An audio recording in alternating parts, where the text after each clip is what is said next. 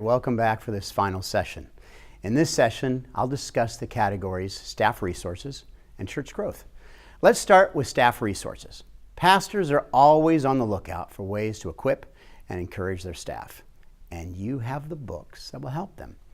Pastors are interested in books for their staff that will encourage them and help train them. Again, you have great resources at hand to help them. Ask right questions so you can lead them to the appropriate products for their staff. Be patient and listen to what they are wanting. Most of the books in this category are self-explanatory.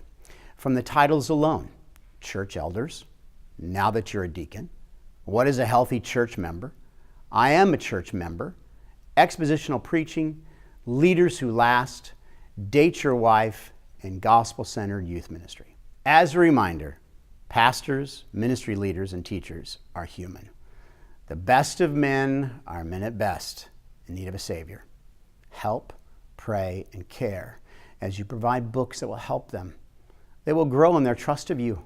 You may actually hear comments like, "Hey Bob, that was a great book you recommended last time I was in. What should I read next?"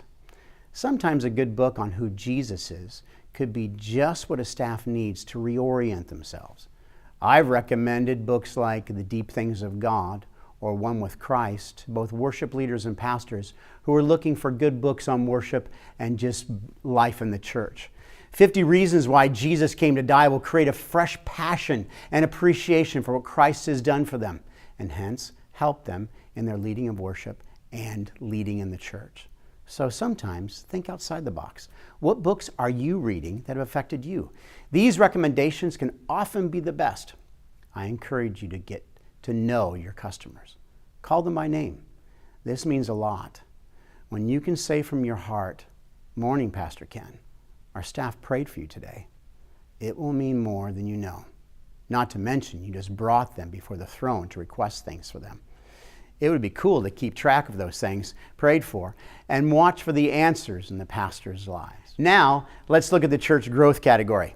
This is a very exciting category because we are talking about growing the church, which means souls are being saved and disciples are being made. The church leader who is looking for books on church growth is usually a visionary, sober, and passionate.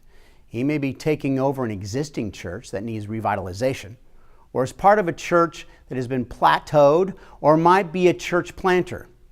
You once again have so many resources to help these leaders, like Autopsy of a Deceased Church, the Gospel, Church Membership, What is a Healthy Church Member, Now That I'm a Christian, and many more. These pastors may need books to help with outreach, like More Than a Carpenter, Who is Jesus, Mere Christianity, and What's Your Worldview? Something to be aware of as well. As a former church planter myself, there is an area of my life that I often neglected while I was planting and focusing on church growth, and that was my marriage. So keep that in the back of your mind when you are caring for these leaders. Have some favorite books on marriage that you are ready to suggest, like What Did You Expect? Love and Respect, This Momentary Marriage. The Lord is building His church, and you get to be a part of it. How exciting is that? We at Crossway and Lifeway hope these video sessions will encourage and equip you to better serve those who are doing the often thankless, exhausting work of ministry in the local church. I believe you'll be one of God's vessels, bringing hope to those who so faithfully serve His body. Thank you.